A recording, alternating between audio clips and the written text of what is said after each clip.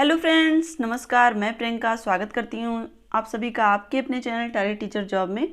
दोस्तों, आज हम डीएलएड थर्ड सेमेस्टर का सामाजिक अध्ययन विषय देखेंगे और ये है आपका राजन सीरीज, जिसमें हम लोग देख रहे थे बहुविकल्पीय प्रश्न, जिसमें हम लोग कल टोटल 80 प्रश्न देखे थे। आज हम देखेंगे 81 से जितने भी बहुविकल्पीय क्वेश्चन बचे हुए हैं। तो दोस्तों, यहाँ पर आपको हम लोग पढ़ने से पहले आपको एक क्वेश्चन बताना चाहते हैं जो कि लास्ट वीडियो में गलत हो गया था। उसका ऑप्शन उसमें हमें बताना चाहिए था कि ये तुर्की भाषा में है, लेकिन वहाँ पे हमने ऑप्शन में टिक लगा दिया था फारसी भाषा में। तो ये दोस्तों आप सही कर लीजिएगा कि तुर्की बाबरी की जो भाषा है ये तुर्की में लिखी गई है, लेकिन इसका बाद में अनुवाद फारसी भाषा में होता है। दोस्तों, यही इसका फैक्ट है।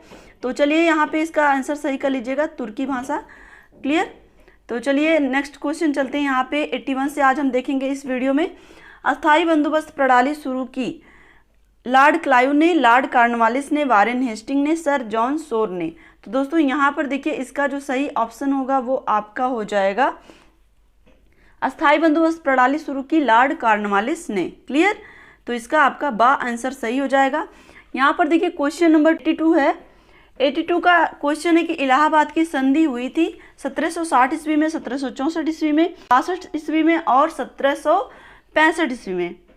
तो दोस्तों यहाँ पर देखिए, इसका जो सही आंसर होगा वो हो जाएगा आपका इलाहाबाद की संधि हुई थी 1765 ईस्वी में, यानी कि द ऑप्शन आपका सही हो जाएगा। नेक्स्ट क्वेश्चन हम लोग देखते हैं, क्वेश्चन नंबर 83। नकदी फसल है गन्ना, गेहूं, चाय और दालें। तो दोस्तों यहाँ पे जो सही ऑप्शन होगा वो हो जाएगा, यहाँ पे देखिए आपको यहाँ पे ध्यान ये देना है कि इसमें गन्ना और चाय दोनों ही नकदी फसलें हैं, लेकिन अगर हम अपने यहाँ के अकॉर्डिंग बात करें तो हमारे यहाँ तो गन्ना ज़्यादा होता है नकदी फसलों में। तो इसलिए ये आपका जो सही आंसर हो जाएगा वो हो जाएगा, इसमें आपके तो चाय दिया हुआ है लेकिन हम सही आंसर मानेंगे गन्ना को। क्लियर? तो दोस्तों यहाँ पे ये आपके डीएलएड प्रश्न पत्र 2019 में पूछा हुआ है, जिसमें हम लोगों ने जब हम प्रैक्टिस सेट जो आपका हल प्रश्न पत्र था 2019 का, उसको जब सॉल्व कर रहे थे तो उसमें हम लोगों ने आंसर गन्ना ही देखा था, तो इसमें हम गन्ना को ही मानेंगे। क्लियर? तो चलिए देखते हैं क्वेश्चन नंबर 84। नरौरा परमाणु ऊर्जा केंद्र स्थित है महाराष्ट्र में, राजस्थान में, उत्तर प्रदेश में, तमिलनाडु में। तो दोस्तों ये आपका जो सही आंसर हो जाएगा वो हो जाएगा उत्तर प्रदेश में। क्लियर? क्वेश्चन नंबर 85 देखते हैं। धात्विक पदार्थ के अंतर्गत आते हैं लोहा, तांबा, सोना, उपर्युक्त सभी। तो दोस्तों 85 का जो सही आंसर होगा वो हो जाएगा आपका उपर्युक्त सभी। लोहा, सोना, तांबा ये सब धात्विक पदार्थ हैं। क्लियर? क्वेश्चन नंबर 86 देखते हैं। संचार का साधन नहीं है टेली कॉन्फ्रेंसिंग, हेलीकॉप्टर, इंटरनेट और ईमेल। तो दोस्तों यहाँ पर आप देखिए, टेली कॉन्फ्रेंसिंग, इंटरनेट और ईमेल ये सब संचार के साधन हैं, लेकिन यहाँ पर देखिए तो हेलीकॉप्टर नहीं है, यानी कि इसका जो ऑप्शन सही होगा वो बा ऑप्शन सही हो जाएगा। दोस्तों यहाँ पर देखिए, ये क्वेश्चन में जो नहीं है लिखा रहता है इस पर आप विशेष ध्यान दिया करिए, क्योंकि ये क्वेश्चन को बहुत गलत कराता है। हम जल्दी में नहीं पढ़ना भूल जाते हैं, तो इसलिए ये सारी चीज़ें आप ध्यान रखिएगा एग्जाम में। तो यहाँ पर हम देखेंगे क्वेश्चन नंबर 87। महान विक्टोरिया मरुस्थल पाया जाता है अमेरिका में, अफ्रीका में, एशिया में और ऑस्ट्रेलिया में। तो दोस्तों 87 का जो सही आंसर हो जाएगा वो आपका हो जाएगा ऑस्ट्रेलिया में, यानी कि महान विक्टोरिया मरुस्थल कहाँ है? ऑस्ट्रेलिया में। तो दोस्तों अब हम नेक्स्ट क्वेश्चन देखते हैं। यहाँ पर देखिए, राष्ट्रपति द्वारा राज्यसभा में कितने सदस्यों को मनोनीत किया जाता है? राष्ट्रपति द्वारा राज्यसभा में कितने सदस्यों को मनोनीत किया जाता है? तो यहाँ पर देखिए ऑप्शन है 14, 2, 15 और 12। तो दोस्तों यहाँ पर इस क्वेश्चन का आंसर जो सही हो जाएगा, राष्ट्रपति द्वारा राज्यसभा की बात करेगा तो 12। और कल ही अभी हम लोग डिस्कस किए थे कि जब लोकसभा में मनोनीत की बात करेगा तो वहाँ पर कितने सदस्य होंगे, ये आप हमें कमेंट करके बताएंगे, क्योंकि हम लोग इस पर कई बार डिस्कस कर चुके हैं। तो दोस्तों अब हम चलते हैं क्वेश्चन नंबर यहाँ पर 89 पर। क्लियर? यहाँ पर देखिए, राज्यसभा का पदेन सभापति होता है। ये क्वेश्चन अभी हम लोग कल ही डिस्कस किए थे कि राष्ट्रपति, उपराष्ट्रपति, प्रधानमंत्री और लोकसभा अध्यक्ष। तो दोस्तों जो राज्यसभा का पदेन सभापति होता है वो हमारा उपराष्ट्रपति होता है। क्लियर? तो यहाँ पर आपका जो सही आंसर होगा वो क्या हो जाएगा, ब। यहाँ पे देखिए क्वेश्चन नंबर 90, भारत में शासन का प्रमुख होता है प्रधानमंत्री, राष्ट्रपति, राज्यपाल और मुख्य न्यायाधीश। तो दोस्तों 90 का जो सही आंसर होगा वो आपका हो जाएगा, भारत में शासन का प्रमुख तो राष्ट्रपति होता है, लेकिन जो शासन चलता है वो प्रधानमंत्री चलाता है। क्लियर, यानी कि जो सारे कार्य यहाँ पे आप देखेंगे जब भी राष्ट्रपति शासन लागू होता है तो वो वहाँ पर सारा कार्य राष्ट्रपति करता है, लेकिन किसकी अनुशंसा पे करता है, ये प्रधानमंत्री के ही कहने पे ये सारा कार्य करता है। आर्टिकल 78 में हम देखेंगे तो जो प्रधानमंत्री होता है उसका ये दायित्व भी है, कर्तव्य भी है कि वो राष्ट्रपति को सारे अपने कार्यों की सूचना दे। और यहाँ पर अगर हम बात करें तो राष्ट्रपति का ये अधिकार होता है कि वो जो भी मंत्रिपरिषद में जो भी चीज़ें चल रही हैं उसकी सूचना उसे मिले। क्लियर, तो यहाँ पर अगर हम बात करें तो भारत में शासन का जो प्रमुख होता है वो राष्ट्रपति होता है, बस। क्लियर, आगे हम चलें। यहाँ पे देखिए क्वेश्चन नंबर 91 है कि सूर्योदय का देश है चीन, जापान, असम और गुजरात। तो दोस्तों यहाँ पर देखिए 91 का जो सही आंसर होगा वो आपका हो जाएगा जापान। क्लियर, तो नेक्स्ट क्वेश्चन हम देखते हैं, क्वेश्चन नंबर 92, 7 टापुओं का नगर है कानपुर, इलाहाबाद, दिल्ली, मुंबई। तो दोस्तों यहाँ पर देखिए 7 टापुओं का नगर कौन सा है, ये आपका आंसर सही हो जाएगा मुंबई। क्लियर, 7 टापुओं का नगर कौन सा है, मुंबई है। क्लियर, अब यहाँ पर देखिए क्वेश्चन नंबर 93 है, एशिया का पेरिस है जापान, थाईलैंड, नीदरलैंड, भारत। तो दोस्तों एशिया का पेरिस कौन है, तो इसका आंसर सही हो जाएगा बा। यहाँ पे देखिए क्वेश्चन नंबर 94 है, मेरियाना गर्त का संबंध है प्रशांत महासागर, हिंद महासागर, अरब सागर, कोई नहीं। तो दोस्तों मेरियाना ट्रंच कहाँ पर स्थित है, ये आपका स्थित है प्रशांत महासागर में, यानी कि मेरियाना गर्त कहाँ पे स्थित है, प्रशांत महासागर में। क्लियर, यहाँ पे देखिए क्वेश्चन नंबर 95 पे, विश्व का सर्वाधिक डाकघर वाला देश है भारत, जापान, ऑस्ट्रेलिया, न्यूजीलैंड। तो दोस्तों विश्व का सर्वाधिक डाकघर वाला देश आपका अपना देश, अपना प्यारा देश भारत है। क्वेश्चन नंबर 96 देखिए, गगनचुंबी इमारतों का नगर है यूएसए, चीन, जापान, भारत। तो दोस्तों इसका जो सही आंसर हो जाएगा वो आपका हो जाएगा यूएसए।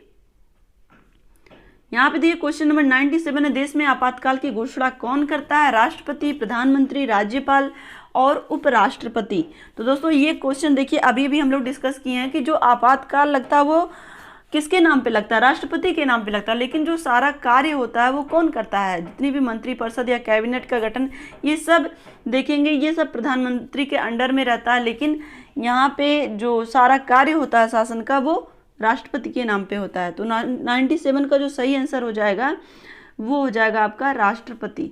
यहाँ पे देखिए क्वेश्चन नंबर 98 है, भारत की संघीय कार्यपालिका का संवैधानिक प्रमुख है राष्ट्रपति, उपराष्ट्रपति, प्रधानमंत्री और राज्यपाल। तो दोस्तों 98 का जो सही आंसर होगा, भारत के संघीय कार्यपालिका का संवैधानिक प्रमुख, यानी कि संवैधानिक मतलब कानूनी तौर पर जो प्रमुख दिखाई देगा आपको वो तो आपको दिखाई देगा राष्ट्रपति, लेकिन सारा कार्य कौन करता है, प्रधानमंत्री। इसीलिए देखिए जो भी कार्य हम देखते हैं प्रधानमंत्री के ही नाम पर, अगर हम बात करें किसी भी चीज़ के बारे में, जो भी देश में शासन व्यवस्था है वो कहेंगे हमारे देश का प्रधानमंत्री कर रहा है, हमारे देश के प्रधानमंत्री। क्यों हम ये नहीं कहते कि राष्ट्रपति कर रहे हैं, क्योंकि राष्ट्रपति का जो पद है वो एक संवैधानिक पद है, यहाँ पे वो कार्य तो सारा उसी के नाम पे होता बस है, लेकिन सारा कार्य कौन कर रहा है, प्रधानमंत्री कर रहा है। क्लियर, चलिए देखते हैं यहाँ पे आपका 98 का जो सही आंसर होगा वो आपका हो जाएगा आ, भारत की संघीय कार्यपालिका का संवैधानिक प्रमुख कौन होगा,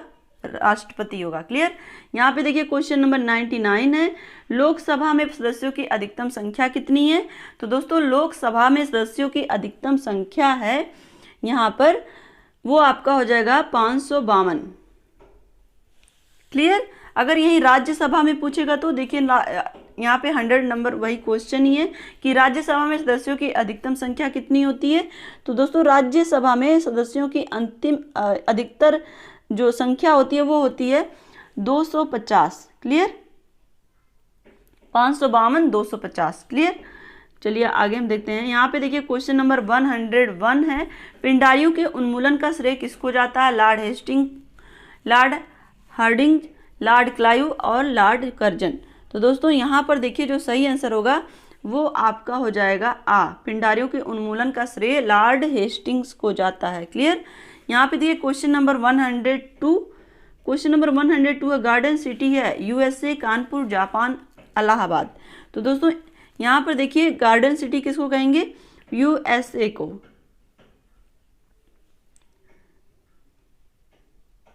चलिए आगे देखते हैं क्वेश्चन नंबर 103। आज हम लोग पूरा बहुविकल्पीय क्वेश्चन फिनिश करेंगे दोस्तों।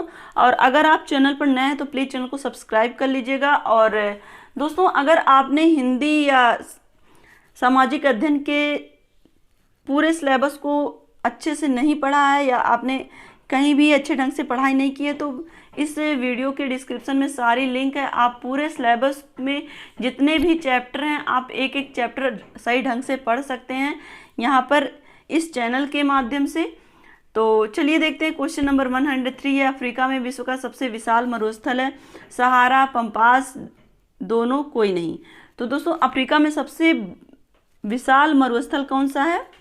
यहाँ पे आपको पता ही है कि अफ्रीका, इसमें मरुस्थल का एक ही नाम दिया ही है, केवल सहारा मरुस्थल, तो यानी कि सहारा इसमें आंसर होगा। ऑप्शन में देखिए तो ये जो पंपास है ये घास का मैदान है और इसमें दोनों तो है नहीं, कोई नहीं, यानी कि ऑप्शन आपका आ सही हो जाएगा। क्लियर।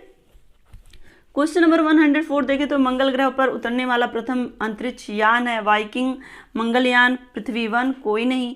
तो दोस्तों 104 का इसमें जो सही आंसर हो जाएगा वो हो जाएगा आपका वाइकिंग। यहाँ पे देखिए क्वेश्चन नंबर 105 विश्व का सबसे बड़ा महाद्वीप है ऑस्ट्रेलिया, एशिया, यूरोप, दक्षिणी अमेरिका। तो दोस्तों सबसे बड़ा महाद्वीप जहाँ पर हमारा अपना देश स्थित है वो है आपका एशिया महाद्वीप। क्लियर। जिस महाद्वीप में आपका देश स्थित है एशिया महाद्वीप ही सबसे बड़ा महाद्वीप है। यहाँ पे देखिए क्वेश्चन नंबर 106 है विश्व का सबसे छोटा महाद्वीप कौन सा है? तो दोस्तों सबसे बड़ा हमने देख लिया एशिया महाद्वीप और सबसे छोटा महाद्वीप। दोस्तों यहाँ पर देखिए सारे महाद्वीप के विषय में हमने डिटेल से पढ़ाया है, उनकी अपनी क्या विशेषता, सबके विषय में डिटेल से पढ़ाया है। आपके जितने भी सिलेबस हैं एक एक चैप्टर को अच्छे से डिटेल से हम लोगों ने स्टडी किया है। तो अगर आप स्टडी नहीं किए हैं तो एक बार जाके आप देख लेंगे तो आपको सारी चीज़ें क्लियर हो जाएंगी। तो यहाँ पे देखिए क्वेश्चन नंबर 106 का जो विश्व का सबसे छोटा महाद्वीप है वो है ऑस्ट्रेलिया, एशिया, यूरोप, अमेरिका में से आपका ऑस्ट्रेलिया महाद्वीप। क्लियर। चलिए देखते हैं नेक्स्ट क्वेश्चन 107 विश्व का सबसे बड़ा महासागर है हिंद महासागर, प्रशांत महासागर, अरब सागर, इसमें से कोई नहीं। तो दोस्तों विश्व का सबसे बड़ा महासागर आपका हो जाएगा प्रशांत महासागर, जहाँ पे हम लोगों ने देखा मैरियाना ट्रेंच स्थित है।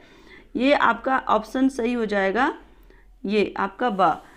यहाँ पे देखिए क्वेश्चन नंबर 108 है विश्व की सबसे बड़ी नहर है स्वेज नहर, कील नहर, दोनों, कोई नहीं। तो दोस्तों यहाँ पे आपका 108 का जो सही आंसर होगा वो हो जाएगा स्वेज नहर। क्लियर।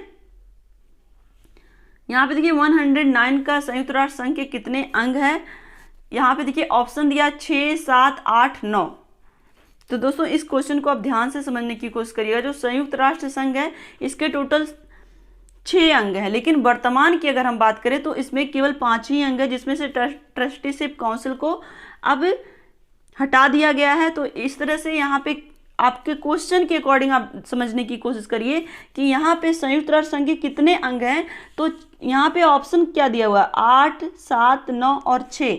तो ये संयुक्त राष्ट्र संघ के जो अंग थे वो 6 थे, लेकिन वर्तमान की अगर हम बात करें तो वो केवल 5 ही हैं, जिसमें से ट्रस्टीशिप काउंसिल को हटा दिया गया है। तो यहाँ पे आपके ऑप्शन के अकॉर्डिंग जो सही होगा वो हो जाएगा 6। अगर यहाँ पे पूछता वर्तमान में संयुक्त राष्ट्र संघ के कितने अंग है तो वो होता 5। क्लियर।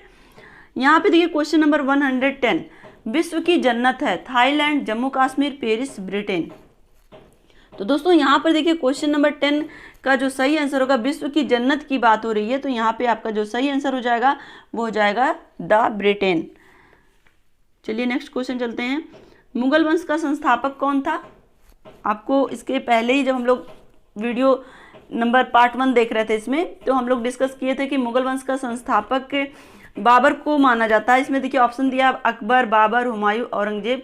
तो दोस्तों पानीपत का जो युद्ध होता है इब्राहिम लोदी और बाबर के बीच 1526 ईस्वी में, ये एक निर्णायक युद्ध था और इसी के बाद से ही जब बाबर विजयी होता है तो ये मुगल वंश की स्थापना करता है। क्लियर, तो ये आपका जो सही आंसर हो जाएगा वो आपका हो जाएगा बाबर। यहाँ पे देखिए 112 क्वेश्चन नंबर है, ताजमहल एवं लाल किला का निर्माण किसने कराया? अकबर, शाहजहां, जहांगीर, औरंगजेब। तो दोस्तों 112 का जो सही आंसर हो जाएगा वो आपका हो जाएगा ताजमहल एवं लाल किला का निर्माण किसने कराया? शाहजहां ने कराया। और इसके काल को क्या कहा जाता है? स्थापत्य कला का स्वर्णयुग कहा जाता है। क्लियर, यहाँ पे देखिए, यहाँ पे क्वेश्चन नंबर 113 है, आईने अकबरी किसकी रचना है? अबुल फजल, अकबर, बाबर, जहांगीर। तो दोस्तों आईने अकबरी अबुल फजल की रचना है। क्लियर, तो इसका ऑप्शन सही हो जाएगा आपका आ। चलिए नेक्स्ट क्वेश्चन देखते हैं।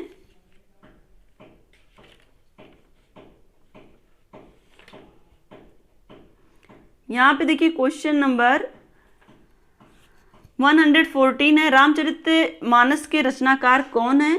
गोस्वामी तुलसीदास, कबीर, सूरदास, कोई नहीं। तो दोस्तों आपको पता है कि रामचरितमानस की जो रचना है वो किसकी रचना है? वो तुलसीदास जी की रचना, गोस्वामी तुलसीदास जी की रचना है। दोस्तों यहाँ पर अमृतलाल नागर, अगर आपने कभी पढ़ा होगा, अमृतलाल नागर की एक रचना है मानस का हंस, उसमें गोस्वामी तुलसीदास जी के बारे में इतना मार्मिक वर्णन किया गया है कि अगर आप उसको पढ़ेंगे तो आपको बहुत ही ज़्यादा मार्मिक लगेगा वो दृश्य। जब बचपन में ये जाते हैं और इनको घर से निकाल दिया जाता है, तो वो जाते हैं, इनको बहुत भूख लगी रहती है, तो वो मंदिर में जाते हैं, वहाँ पे बहुत सारे बंदर रहते हैं, तो वो वहाँ पे मंदिर में चना लोग डाल देते हैं, तो वो उसी चने को बीन के खाते हैं। और वहाँ पर ये उस चने को खाते हैं, उसी समय बंदर आते हैं, इनके हाथ से छीनते हैं, तो ये बंदरों से छीनते हैं, बंदर इनसे छीनते हैं। इस तरह से उनकी इतनी ज़्यादा उनको भूख लगी रहती है। तो एक बहुत ही मार्मिक वर्णन है उसमें गोस्वामी तुलसीदास जी का। तो चलिए ये तो ऑप्शन आपका सही हो जाएगा आ। क्लियर, चलिए देखते हैं 115, बुलंद दरवाजा का निर्माण किसने कराया था? अकबर, शाहजहां, तानसेन, बाबर। तो दोस्तों यहाँ पर आपका जो सही आंसर हो जाएगा वो हो जाएगा बुलंद दरवाजा का निर्माण किसने कराया था? अकबर ने। क्लियर, तो ये आपका सही आंसर हो जाएगा आ। यहाँ पे देखिए 116 नंबर का क्वेश्चन, मुगलों की सेना व्यवस्था का नाम बताइए। जागीरदारी पद्धति, इजारेदारी पद्धति, मनसबदारी पद्धति और तालुकेदारी पद्धति। तो दोस्तों यहाँ पर 116 का जो सही आंसर होगा वो थी उनकी मनसबदारी पद्धति, यानी कि मनसबदारी व्यवस्था भी कहते हैं इसको। यहाँ पे देखिए क्वेश्चन नंबर 117 है, मुगल शासन में खालिसा शब्द का तात्पर्य था वह भूमि जिसका स्वामी सम्राट स्वयं था, समस्त शाही व्यक्ति वह भूमि जहां से शाही कोष के लिए लगान एकत्रित किया जाता था, और दा है इसमें धार्मिक भूमि दान। तो दोस्तों 117 का जो सही आंसर होगा, मुगल शासन में खालिसा का मतलब था वह भूमि जहां से शाही कोष के लिए लगान एकत्रित किया जाता था। क्लियर, तो ये आपका सही आंसर सही हो जाएगा। चलिए देखते हैं 118 नंबर का क्वेश्चन, जहांगीर के दरबार में पक्षियों का सबसे बड़ा चित्रकार था? ख्वाजा अब्दुल समद, सैयद अली तबरेजी और बसामन और मनोहर। तो दोस्तों 118 का जो सही आंसर होगा, जहांगीर के दरबार में पक्षियों का सबसे बड़ा जो चित्रकार था वो था मनोहर। क्लियर, ये आपका सही आंसर हो जाएगा द।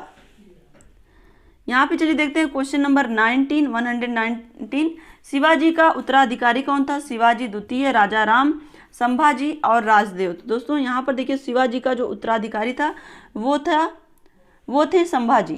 क्लियर, संभाजी इनके उत्तराधिकारी थे। यहाँ पे देखिए क्वेश्चन नंबर 120, दिल्ली की जामा मस्जिद किसने बनवाई थी? अकबर, कुतुबुद्दीन ऐबक, जहांगीर और शाहजहां। तो दोस्तों 120 का जो सही आंसर होगा वो हो जाएगा आपका द, दिल्ली की जामा मस्जिद बनवाई थी शाहजहां ने।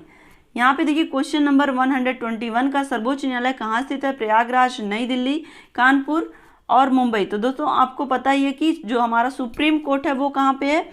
वो नई दिल्ली में है। क्लियर, यहाँ पे देखिए क्वेश्चन नंबर 122, यहाँ पे उच्चतम न्यायालय में न्यायाधीशों की नियुक्ति करता है प्रधानमंत्री, राष्ट्रपति, राज्यपाल और मुख्यमंत्री।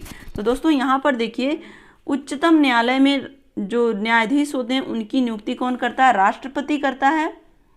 और जो भी राज्य में उच्च न्यायालय होते हैं उनके जो मुख्य न्यायाधीश होते हैं उनकी भी नियुक्ति राष्ट्रपति ही करता है। क्लियर? यहाँ पे चलिए देखते हैं 123 क्वेश्चन नंबर, निम्न में से प्रत्यक्ष कर नहीं है भूमि कर, आय कर, निगम कर और मनोरंजन कर। तो दोस्तों 123 का जो सही आंसर होगा वो यहाँ पर हो जाएगा द मनोरंजन कर। ये सारे चैप्टर हम लोग प्रत्यक्ष कर, अप्रत्यक्ष कर, सारी चीज़ें हम लोग डिटेल में पढ़ चुके हैं दोस्तों। चलिए यहाँ पर देखते हैं क्वेश्चन नंबर 124, लोकसभा अध्यक्ष का कार्यकाल होता है 6 वर्ष, 5 वर्ष, 2 वर्ष और 3 वर्ष। तो दोस्तों यहाँ पर देखिए 124 का जो सही आंसर हो जाएगा वो हो जाएगा आपका लोकसभा का सदस्यों का जो कार्यकाल होता है वो 5 वर्ष होता है, तो यहाँ पे अध्यक्ष का भी वही होगा। यहाँ पे देखिए क्वेश्चन नंबर 125 पे दीन ए इलाही 1582 ईस्वी में की स्थापना किसने की थी? तो दोस्तों यहाँ पर ऑप्शन पहले देख लेते हैं, अकबर, जहांगीर, बाबर और हुमायूं। तो दोस्तों जो दीन ए इलाही था ये अकबर के द्वारा चलाया गया धर्म था, जिसमें वो हिंदू मुस्लिम को एक करने की कोशिश करता है और इसने खुद को भी, चाहे वो हिंदू धर्म का त्यौहार हो या फिर मुस्लिम धर्म का त्यौहार हो, ये प्रत्येक त्यौहार को बहुत ही धूमधाम से मनाता था, इसीलिए तो इसे महान सम्राट कहा जाता है। यहाँ पर देखिए क्वेश्चन नंबर, चूँकि दोस्तों ये इसकी जो इनकी एक बेगम जो थी वो जोधा थी, जोधा जो कि हिंदू थी, तो इसलिए इससे हिंदू और मुस्लिम जो समन्वय देखने को मिलता है इसके शासनकाल में वो बहुत ही ज़्यादा अच्छा है। यहाँ पे चलिए देखते हैं क्वेश्चन नंबर 26 से जजिया कर समाप्त किया था बाबर, हुमायूं, अकबर, जहांगीर। तो दोस्तों यहाँ पर देखिए जजिया कर ये समाप्त किसने किया था? ये अकबर ने ही समाप्त किया था। जजिया एक प्रकार का कर होता है जो हिंदुओं पर लगाया जाता है। यहाँ पर देखिए क्वेश्चन नंबर 27 है, बाबरनामा किसकी प्रसिद्ध कृति है? बाबर, शाहजहां, जहांगीर, औरंगजेब। तो दोस्तों यहाँ पर देखिए बाबरनामा किसकी प्रसिद्ध कृति है? बाबर की है। अकबरनामा किसकी प्रसिद्ध कृति है? गुलबदन बेगम, अबुल फजल, अकबर, इनमें से कोई नहीं। तो अकबरनामा किसकी प्रसिद्ध कृति है? ये हो जाएगा अबुल फजल। वही आईने अकबरी अभी हम लोग पढ़े हैं वही है। चलिए यहाँ पे देखिए 129 है, हुमायूं नामा किसकी प्रसिद्ध कृति है? अबुल फजल, जहांगीर, गुलबदन बेगम और इनमें से कोई नहीं। तो दोस्तों 129 का जो सही आंसर हो जाएगा वो हो जाएगा आपका गुलबदन बेगम। हुमायूं नामा इनकी कृति है, इनकी रचना है। यहाँ पे देखिए 130 नंबर का क्वेश्चन है, खानवा का युद्ध कब हुआ था? 16 मार्च 1527 ईस्वी में, 21 अप्रैल 1526 ईस्वी में, 29 जनवरी 1528 ईस्वी में और 6 मई 1529 ईस्वी में। तो दोस्तों यहाँ पर देखिए आपका जो सही आंसर होगा वो हो जाएगा 16 मार्च 1527 ईस्वी में। क्लियर? तो ये आपका 130 का ऑप्शन आपका सही हो जाएगा। इसमें हम लोगों ने ट्रिक भी बनाई थी, बाबर आया, खाना खाया, पानी पिया, चांद देखा, ये सारी चीज़ें। तो अगर आप डिटेल से नहीं पढ़े हैं तो आप जाके प्लेलिस्ट डिस्क्रिप्शन में दी हुई है, आप पूरा चैप्टर अच्छे से पढ़ सकते हैं। तो चलिए देखते हैं यहाँ पे 131 का, आना सिक्के का प्रचलन किसने करवाया था? अकबर, शाहजहां, जहांगीर, कोई नहीं। तो 131 का जो सही आंसर होगा वो आपका हो जाएगा शाहजहां। क्लियर? यहाँ पर देखिए क्वेश्चन नंबर 132, पानीपत का तृतीय युद्ध कब और किसके बीच हुआ था? यहाँ पे देखिए आ है मुगलों और मराठों के बीच 1716 ईस्वी में, और यहाँ पे देखिए मुगलों और अहमद शाह अब्दाली के बीच 1191 ईस्वी में। ये दोनों ही गलत हैं। और यहाँ पे देखिए शाह मराठों और अहमद शाह अब्दाली के बीच 1761 ईस्वी में, और इसमें दा है शिवाजी और मुगलों के बीच 1192 ईस्वी में। तो दोस्तों यहाँ पर देखिए ये आपका ये सारे यहाँ पे देखेंगे आ, ब, श और द, इसमें आपका अगर आप ध्यान से देखेंगे सन से ही आपको पता चल जाएगा। ये तो पहले दोनों गलत हो गया, 1191 और 1192, क्योंकि ये 1191 1192 तराइन का प्रथम युद्ध और द्वितीय युद्ध हुआ था, और ये तो होगा नहीं 1716। तो बचा क्या आपका बचा सा, जिसमें हो जाएगा मराठों और अहमद शाह अब्दाली के बीच हुआ था 1761 ईस्वी में। क्लियर? तो यहाँ पे आपका सही आंसर क्या होगा? 1761 ईस्वी में। यहाँ पे देखिए शिवाजी की मंत्रिपरिषद में कितने सदस्य थे। यहाँ पे देखिए, यहाँ ऑप्शन है 6, 8, 10 और 12। और दोस्तों यहाँ पे देखिए अष्ट प्रधान भी इनकी मंत्रिपरिषद को कहा जाता था, अष्ट छाप भी। तो दोस्तों यहाँ पे 133 का जो सही आंसर हो जाएगा वो हो जाएगा अष्ट मतलब 8, तो ये आपका ऐसे ही ऑप्शन सही हो जाएगा 8। वहाँ यहाँ देखिए क्वेश्चन नंबर 34 है, शिवाजी कहाँ के रहने वाले थे। महाराष्ट्र, मध्य प्रदेश, गुजरात, सौराष्ट्र, तो ये महाराष्ट्र के रहने वाले थे। क्लियर। 134 तक हम लोग देख चुके हैं। चलिए देखते हैं 135 नंबर का क्वेश्चन। शिवाजी के अष्ट प्रधान में प्रधान का पद बताइए। पेशवा, अमात्य, चिटनिस और सुमंत। तो दोस्तों इसका जो सही आंसर हो जाएगा, शिवाजी के अष्ट प्रधान में प्रधान का जो पद था उसका नाम था पेशवा। क्लियर। अब हम चलते हैं 136। शिवाजी का राज्यारोहण कब हुआ था। 1674 ईस्वी में, 1672 ईस्वी में, 1667 ईस्वी में और 1678 ईस्वी में। तो दोस्तों इनका जो राज्यारोहण समय है वो है 1674 ईस्वी। क्लियर। अब हम चलते हैं क्वेश्चन नंबर 137 पर। यहाँ पे देखिए धन विधेयक लोकसभा में पारित होने के पश्चात कहाँ जाता है। राज्यसभा में, राज्यपाल के पास, राष्ट्रपति के पास, यहाँ पे प्रधानमंत्री के पास। तो दोस्तों ध्यान से सुनिएगा, जो धन विधेयक होता है वो लोकसभा में पारित होने के बाद कहाँ जाता है, वो जाता है राज्यसभा में। फिर राज्यसभा में जब पास हो जाता है तो वो जाता है राष्ट्रपति के हस्ताक्षर के लिए। क्लियर। तो ये आपका सही आंसर हो जाएगा राज्यसभा। यहाँ पे देखिए क्वेश्चन नंबर 138 है।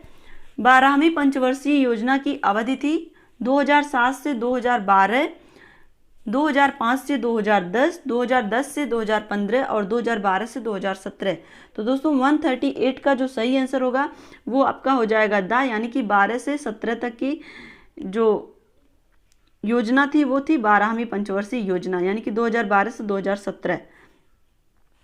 यहाँ पे देखिए क्वेश्चन नंबर 139 है कि औरंगजेब के समय प्रमुख अमीर जो व्यापारिक जहाज़ों का मालिक होता था वो कौन था। तो दोस्तों यहाँ पे देखिए शाइस्ता खां, दिलेर खां, मीर जुमला और बहादुर खां। तो दोस्तों इन अमीर में से, प्रमुख अमीर व्यापारी में से कौन था। ये जो व्यापारिक जहाज़ों का मालिक था वो था आपका, ये ऑप्शन आपका सही होगा मीर जुमला। क्लियर। यहाँ पे देखिए क्वेश्चन नंबर 140।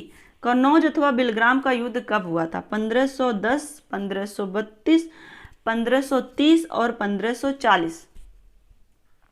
दोस्तों ये भी बहुत ही महत्वपूर्ण युद्ध था हुमायूं का। तो यहाँ पर हम देखेंगे इसका जो सही आंसर हो जाएगा वो हो जाएगा 1540, बिलग्राम का युद्ध। यहाँ देखिए क्वेश्चन नंबर 141 है। सिविल सेवा परीक्षा किसके शासनकाल में प्रारंभ हुई थी। Cornwallis, Lord William Bentinck, Lord Ripon और लॉर्ड कर्जन। तो दोस्तों सिविल सेवा का जनक किसको कहा जाता है, वो आपके कहा जाता है लॉर्ड कॉर्नवालिस को, क्योंकि इन्हीं के शासनकाल से ही सिविल सेवा जो परीक्षा होती है हमारे देश में वो शुरू हुई थी। तो ये आपका ऑप्शन सही हो जाएगा। यहाँ पे देखिए 142 नंबर का क्वेश्चन। लॉर्ड वेलेजली ने पेशवाओं के साथ कौन सी सहायक संधि की। पुरंदर की संधि, वेसिन की संधि, सुरजी अर्जुन गांव की संधि और देवगांव की संधि। तो दोस्तों यहाँ पर 42 का जो सही आंसर होगा वो आपका हो जाएगा बेसिन की संधि। क्लियर। अब चलिए देखते हैं 143। बंगाल के प्रथम गवर्नर जनरल थे लॉर्ड क्लाइव, बेंसीटार्ड, वेरेल्स्ट और वॉरेन हेस्टिंग। तो दोस्तों यहाँ पे 43 का जो सही आंसर होगा वो हो जाएगा आपका वॉरेन हेस्टिंग। बंगाल के प्रथम गवर्नर जनरल थे वॉरेन हेस्टिंग। यहाँ पे देखिए क्वेश्चन नंबर 144 है। बंगाल के अंतिम गवर्नर जनरल थे लॉर्ड ऑकलैंड, लॉर्ड हेस्टिंग और विलियम बेंटिक और कॉर्नवालिस। तो दोस्तों यहाँ पे 144 का जो सही आंसर होगा वो हो जाएगा आपका लॉर्ड विलियम बेंटिक। बंगाल के अंतिम गवर्नर जनरल थे लॉर्ड विलियम बेंटिक। क्लियर। यहाँ पे देखिए प्रथम गवर्नर जनरल पूछेगा तो वॉरेन हेस्टिंग और अंतिम गवर्नर जनरल पूछेगा तो विलियम बेंटिक। क्लियर। चलिए देखते हैं 145 क्वेश्चन नंबर। अकबर का सेनापति कौन था? टोडरमल, अब्दुल समद और मान सिंह कोई नहीं। अकबर का जो सेनापति था वो मान सिंह, जिनका एक पॉपुलर नाम भी है, वो हमें आप कमेंट करके बताएंगे। 146 नंबर का क्वेश्चन है, भारत का सबसे ऊंचा दरवाजा कौन सा है? बुलंद दरवाजा, बम्बई दरवाजा, कलकत्ते का दरवाजा, दिल्ली दरवाजा। तो दोस्तों 146 का जो सही आंसर होगा वो आपका हो जाएगा आ बुलंद दरवाजा। यहाँ पे देखिए क्वेश्चन नंबर 47 है, फतेहपुर सीकरी 1571 ईस्वी में किसने इसकी स्थापना की थी? बाबर, शेरशाह सूरी, अकबर, शाहजहां। तो दोस्तों 147 का जो सही आंसर होगा वो हो जाएगा सा। फतेहपुर सीकरी की स्थापना 1571 ईस्वी में अकबर ने की थी। क्लियर। यहाँ पे देखिए क्वेश्चन नंबर 148 है, तुजु के बाबरी किसकी प्रसिद्ध कृति है? बाबर, अकबर, गुलबदन बेगम कोई नहीं। तो दोस्तों यहाँ पे देखिए तुजु के बाबरी अभी हम लोग इसके पहले वीडियो में पढ़े हैं, इसी की भाषा पूछा गया था। तो तुजु के बाबरी किसकी प्रसिद्ध कृति है? ये आपका सही आंसर हो जाएगा बाबर की। क्लियर। यहाँ पे देखिए क्वेश्चन नंबर 49 है, संघ सूची में कितने विषय सम्मिलित किए गए हैं? तो दोस्तों यहाँ देखिए आ है 100, बा है 100 और सा है 61 और दा है 52। तो दोस्तों यहाँ पे 149 का देखेंगे तो इसमें दोनों में 100 दिया है, इसमें एक कम या ज़्यादा होना चाहिए था, यहाँ पे 101 होना चाहिए था, तब आपका ये आंसर आ सही हो जाता। क्योंकि जो संघ सूची राज्य सूची के विषय के बारे में अगर हम बात करें तो ये आपका सही हो जाएगा। संघ सूची में जो विषय हैं वो 100 हैं, इसी तरह से राज्य सूची में और समवर्ती सूची में विषय दिए हुए हैं। संघ सूची, राज्य सूची और समवर्ती सूची के विषय में हम लोग पढ़ चुके हैं। तो दोस्तों यहाँ पे देखिए 150 क्वेश्चन नंबर है कि राज्य सूची में कितने विषय सम्मिलित किए गए हैं? तो 64, 61, 65 और 78। तो दोस्तों यहाँ पर देखिए राज्य सूची में 61 विषय हैं। तो इस तरह से आपका कंफर्म हो जाएगा कि संघ सूची में 100 विषय हैं, राज्य सूची में 61 विषय हैं वर्तमान में, और समवर्ती सूची में 52। यहाँ पे देखिए क्वेश्चन नंबर 151 का समवर्ती सूची में कितने विषय सम्मिलित किए गए हैं? तो 52, 61, 99 और 120। तो ये आपका सही हो जाएगा आ। 51 का क्या हो जाएगा? आ 52 विषय। क्लियर। यहाँ पे देखिए 152 नंबर क्वेश्चन है, शिक्षा को किस सूची में रखा गया है? संघ सूची, राज्य सूची, समवर्ती सूची, सभी। तो दोस्तों शिक्षा को समवर्ती सूची में रखा गया है। क्लियर। ये देखिए आपका सही हो जाएगा। 153 देखें, मुख्यमंत्री की नियुक्ति कौन करता है? राज्यपाल, राष्ट्रपति, उपराष्ट्रपति, प्रधानमंत्री। तो दोस्तों 153 का जो सही आंसर होगा, मुख्यमंत्री की नियुक्ति कौन करता है? मुख्यमंत्री की नियुक्ति राज्यपाल करता है। क्लियर। बहुत ही इंपॉर्टेंट क्वेश्चन है सर। यहाँ पे देखिए 154 है, राज्यपाल की नियुक्ति कौन करता है? राष्ट्रपति, प्रधानमंत्री, उपराष्ट्रपति और सभी। तो दोस्तों यहाँ पर देखिए जो राज्यपाल होता है उसकी नियुक्ति कौन करता है? उसकी नियुक्ति राष्ट्रपति करता है और मुख्यमंत्री की नियुक्ति राज्यपाल करता है। क्लियर। ये आपके दोनों क्वेश्चन कंफर्म होने चाहिए कि राज्यपाल की नियुक्ति राष्ट्रपति करता है और राज्यपाल जो होता है वो मुख्यमंत्री की नियुक्ति करता है। क्लियर।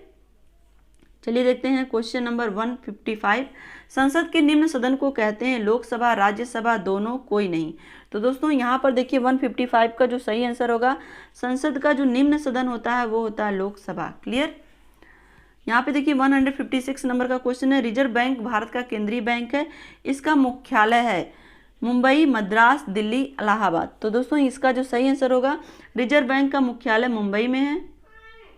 अब चलिए देखते हैं क्वेश्चन नंबर 157 है, कोई विधेयक धन विधेयक है अथवा नहीं है, यह कौन तय करता है? लोकसभा अध्यक्ष, ग्राम प्रधान, राज्यसभा अध्यक्ष और प्रधानमंत्री। तो दोस्तों यहाँ पर आपको ये ध्यान रखना है कि कोई भी विधेयक धन विधेयक है कि नहीं है, और ये तय करता है लोकसभा अध्यक्ष। और दोस्तों इसमें एक क्वेश्चन और पूछा जाता है, धन विधेयक होता है उसको कहाँ पे पेश किया जाता है? तो दोस्तों जो धन विधेयक होता है वो लोकसभा में ही पेश किया जाता है। तो इसमें देखिए क्या पूछा है कि कोई विधेयक धन विधेयक है अथवा नहीं है, इसका जो निर्णय लेता है वो लेता है लोकसभा अध्यक्ष। क्लियर।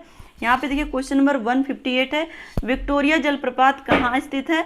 तो दोस्तों विक्टोरिया जलप्रपात, इसमें ऑप्शन देख लेते हैं, एशिया, यूरोप, अफ्रीका और दक्षिणी अमेरिका।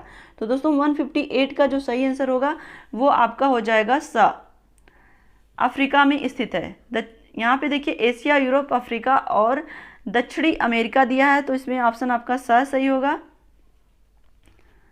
चलिए देखते हैं क्वेश्चन नंबर 159। सहारा मरुस्थल स्थित है अफ्रीका, एशिया, यूरोप और ऑस्ट्रेलिया में। तो दोस्तों सहारा मरुस्थल आपका स्थित है अफ्रीका में। क्लियर। 159 का जो सही आंसर होगा वो क्या हो जाएगा, अफ्रीका हो जाएगा। यहाँ पे देखिए क्वेश्चन नंबर 160 है। दक्षिणी गंगोत्री मैत्री तथा भारतीय शोध केंद्र कहाँ खोले गए हैं। तो दोस्तों ये जो शोध केंद्र हैं ये आपके अंटार्कटिका महाद्वीप, अफ्रीका महाद्वीप, यूरोप और एशिया में से कहाँ पे खोले गए हैं, ये आपका खोला गया है अंटार्कटिका महाद्वीप में। क्लियर। तो दोस्तों आपको यहाँ पे क्या याद रखना है, दक्षिणी गंगोत्री मैत्री ये जो शोध केंद्र हैं भारत के हैं और ये कहाँ स्थित हैं, ये अंटार्कटिका महाद्वीप में स्थित हैं। क्लियर। यहाँ पे देखिए क्वेश्चन नंबर 161 है। पृथ्वी के कितने भाग पर जल है, 1/4, 3/4, 8/4 और आधा। तो दोस्तों यहाँ पर पृथ्वी के कितने भाग पर जल है की बात कर रहा है, तो आपको ये ध्यान रखना होगा पृथ्वी के कितने भाग पर जल है। तो जल अगर पूछेगा तो 3/4, अगर यहीं पे स्थल पूछता तो 1/4। क्लियर। तो ये दोनों क्वेश्चन आप याद रखिएगा। पृथ्वी के 3/4 भाग पर जल है और 1/4 भाग पर स्थल है। क्लियर। आपका ये दोनों क्वेश्चन हो गया। चलिए देखते हैं क्वेश्चन नंबर 163। कंगारू किस महाद्वीप में पाए जाते हैं, अफ्रीका, ऑस्ट्रेलिया, उत्तरी अमेरिका, दक्षिणी अमेरिका। तो दोस्तों कंगारू पाए जाते हैं ऑस्ट्रेलिया में, इसलिए देखिए ऑस्ट्रेलिया के जो भी क्रिकेटर होते हैं उनको हम लोग कंगारू बुलाते हैं, अमूमन बुलाते हैं लोग, हम लोग क्या। चलिए देखते हैं यहाँ पे क्वेश्चन नंबर 64। अंध महाद्वीप कहा जाता है ऑस्ट्रेलिया को, अफ्रीका को, यूरोप को और एशिया को। तो दोस्तों देखिए अंध महाद्वीप किसको कहा जाता है, 164 में अगर हम बात करें तो ये अफ्रीका को कहा जाता है। क्लियर। यहाँ देखिए क्वेश्चन नंबर 65 पर भारतीय संविधान की 8वीं अनुसूची में कितनी भाषाओं का उल्लेख है। तो दोस्तों ये आपका 165 का जो सही आंसर होगा वो आपका हो जाएगा 22 भाषाओं का उल्लेख है। जो भारतीय संविधान की 8वीं अनुसूची है उसमें टोटल 22 भाषाओं का उल्लेख है। यहाँ पे चलिए देखते हैं क्वेश्चन नंबर 166। भारत की संसद से व्यक्त होता है लोकसभा, राज्यसभा एवं राष्ट्रपति, लोकसभा, राज्यसभा और लोकसभा एवं राज्यसभा। तो दोस्तों इसके पहले ही हम लोग डिस्कस कर चुके हैं कि जो भारत की संसद है वो लोकसभा, राज्यसभा और राष्ट्रपति को मिलाकर ही बनती है। क्लियर। यहाँ पे देखिए तो ऑप्शन आपका सही हो जाएगा अ। यहाँ पे चलिए देखते हैं 167 नंबर का क्वेश्चन। महाभियोग द्वारा किसको हटाया जा सकता है, राष्ट्रपति, राज्यपाल, मुख्यमंत्री, सभी। तो दोस्तों इसमें जो आपका सही आंसर हो जाएगा वो हो जाएगा राष्ट्रपति को महाभियोग के द्वारा हटाया जा सकता है अविश्वास प्रस्ताव लाकर। यहाँ पे देखिए क्वेश्चन नंबर 168 है। निम्नलिखित में से कौन सा कर केंद्र सरकार द्वारा लगाया जाता है, व्यापार कर, मनोरंजन कर, यात्री कर, निगम कर। तो दोस्तों इसमें जो सही आंसर होगा वो हो जाएगा ये केंद्र सरकार द्वारा कौन सा कर लगाया जाता है इसमें, तो वो आपका हो जाएगा निगम कर। क्लियर। क्वेश्चन नंबर 169 देखें तो आयात तथा निर्यात पर लगाए जाने वाले कर को क्या कहते हैं, तो आय कर, उत्पादन कर, सीमा शुल्क और बिक्री कर। तो दोस्तों 169 का जो सही आंसर हो जाएगा वो आपका हो जाएगा सीमा शुल्क लगाया जाता है आयात और निर्यात पर। क्लियर। यहाँ पे देखिए क्वेश्चन नंबर 170 है। मत्स्य पालन के प्रमुख क्षेत्रों में उत्तर पूर्वी संयुक्त राष्ट्र अमेरिका के तटीय क्षेत्र नाम है Dogger Bank, Great Fisher Bank और फिश फाउंटेन बैंक और ग्रांड बैंक। तो दोस्तों इन चारों में से कौन सा नाम है जो उत्तरी पूर्वी संयुक्त राष्ट्र अमेरिका के तटीय क्षेत्र के नाम है। तो दोस्तों इसमें जो सही आंसर होगा वो आपका हो जाएगा यहाँ पे ग्रांड बैंक। क्लियर। चलिए देखते हैं नेक्स्ट क्वेश्चन है 171 है। विश्व के प्रमुख मत्स्य पकड़ क्षेत्र पाए जाते हैं। आ है 40 डिग्री से 50 उत्तरी अक्षांश, यहाँ पे देखिए बा है 30 डिग्री से 40 डिग्री दक्षिणी अक्षांश, सा है अलास्का तट और दा है इसमें 30 डिग्री से 60 डिग्री पश्चिमी अक्षांश। तो दोस्तों यहाँ पर देखिए मत्स्य पकड़ क्षेत्र जो हैं वो आपके हैं यहाँ पे 40 डिग्री से 50 डिग्री उत्तरी अक्षांश, जो शीतोष्ण क्षेत्र होते हैं जहाँ पे गल्फ स्ट्रीम और लेब्राडोर गर्म और ठंडी जलधाराएं होती हैं, वहाँ पे ये जो क्षेत्र होता है मछलियों के उत्पादन में बहुत ही महत्वपूर्ण भूमिका निभाता है। तो ये आपका सही आंसर हो जाएगा। और यहाँ पे चलिए देखते हैं 172 विश्व में सर्वाधिक मछली पकड़ने वाला देश है संयुक्त राज्य अमेरिका और नॉर्वे, जापान और ग्रेट ब्रिटेन। तो दोस्तों 172 का जो सही आंसर होगा वो आपका हो जाएगा, सर्वाधिक मछली पकड़ने वाला जो देश है वो है जापान। यहाँ पे देखिए 173 है, निम्न में से कौन सा स्रोत अपारंपरिक ऊर्जा स्रोत है? कोयला, पेट्रोलियम, जल विद्युत और पवन ऊर्जा। तो दोस्तों यहाँ पे अपारंपरिक ऊर्जा स्रोत की बात कर रहा है, तो ये आपका सही हो जाएगा पवन ऊर्जा। क्लियर। यहाँ पे चलिए देखते हैं 174, निम्न में से कौन संपूर्ति संसाधन नहीं है? जल विद्युत, कोयला, पवन ऊर्जा। तो दोस्तों 174 का जो सही आंसर हो जाएगा वो हो जाएगा कोयला। क्लियर। संपूर्ति संसाधन नहीं है पूछ रहा है, तो ये हो जाएगा आपका कोयला। यहाँ पे देखिए क्वेश्चन नंबर 175, रिजर्व बैंक का राष्ट्रीयकरण कब हुआ था? तो दोस्तों यहाँ पे देखिए रिजर्व बैंक का राष्ट्रीयकरण पूछ रहा है, तो 1 जनवरी 1949 को, 26 जनवरी 1950 को, 1 अप्रैल 1951 को और 1 जनवरी 1948 को। तो दोस्तों रिजर्व बैंक की अगर स्थापना पूछता तो 1935 होता, लेकिन यहाँ पे राष्ट्रीयकरण पूछ रहा है, तो ये आपका हो जाएगा 1 जनवरी 1949। क्लियर। तो ये आपका 175 नंबर का जो क्वेश्चन है इसका आंसर आपका सही हो जाएगा 1 जनवरी 1949। दोस्तों रिजर्व बैंक और SBI इन दोनों के विषय में हम लोग डिटेल से स्टडी कर चुके हैं, जब हम लोग डिटेल में स्टडी कर रहे थे। तो अगर आप नहीं किए हैं तो आप चैनल पे लिंक अवेलेबल है, या फिर आप डिस्क्रिप्शन में, वीडियो के डिस्क्रिप्शन में से भी जा करके पूरा स्टडी कर सकते हैं, प्लेलिस्ट में जा करके। यहाँ पे चलिए देखते हैं 176 नंबर का क्वेश्चन है कि भारत का केंद्रीय बैंक है state bank, Punjab national bank, reserve bank और विश्व बैंक। तो दोस्तों अगर आप ध्यान से देखेंगे तो इसमें आपका स्टेट बैंक भी, पंजाब नेशनल बैंक ये भी नहीं होगा, ना ही स्टेट बैंक होगा, और विश्व बैंक तो होगा नहीं। तो इसमें आपका जो सही आंसर हो जाएगा वो हो जाएगा रिजर्व बैंक, यानी कि 176 नंबर का जो क्वेश्चन है इसका सही आंसर होगा रिजर्व बैंक। चलिए देखते हैं 177, रानीगंज कोयला क्षेत्र स्थित है पश्चिम बंगाल में, बिहार में, झारखंड में और उड़ीसा में। तो दोस्तों इसका जो सही आंसर आपका हो जाएगा, रानीगंज जो कोयला क्षेत्र है वो आपका पड़ता है पश्चिम बंगाल में, तो इसका ऑप्शन सही हो जाएगा अ। तो दोस्तों आज का आपका ये जितना भी बहुविकल्पीय क्वेश्चन था राजन सीरीज का वो कंप्लीट हो गया है। तो वीडियो को लाइक कर दीजिएगा और कमेंट करके हमें ज़रूर बताइएगा कि हमारा ये प्रयास कैसा रहा आपके लिए। और दोस्तों वो जो आपका पहले वीडियो में जो तुजुक बाबरी भाषा उसकी क्या थी, तुर्की थी, ये आप सही कर लीजिएगा, उसमें थोड़ा सा टिक लगाने में मिस्टेक हो गया है। और तो दोस्तों वीडियो को लाइक कर दीजिएगा और अपने दोस्तों के साथ शेयर कर दीजिएगा। और अगर आप चैनल पे नए हैं तो प्लीज़ चैनल को सब्सक्राइब करके बेल आइकन बटन को जरूर प्रेस कर लीजिएगा। मेरा बस एक ही मोटिव है कि आपके अच्छे से अच्छे नंबर आएँ और आपकी नॉलेज भी इंक्रीज हो। ये दोस्तों ये सारे जो क्वेश्चन आप पढ़ रहे हैं ऐसा नहीं कि आज ही आपके काम आएंगे, ये आपके आगे जो कॉम्पिटिटिव एग्ज़ाम होंगे, चाहे वो टेट हो, चाहे सुपर टेट हो, या फिर आपके CTET हो, किसी भी एग्ज़ाम के लिए बहुत ही महत्वपूर्ण क्वेश्चन हो जाते हैं। तो आप इसको मेहनत से पढ़िए और याद भी रखिए। और दोस्तों आज के लिए बस इतना ही। अपना ध्यान रखिए, अपनों का ध्यान रखिए, अपने आसपास सफाई रखिए। हमसे जुड़ने के लिए थैंक यू सो मच। जय हिंद।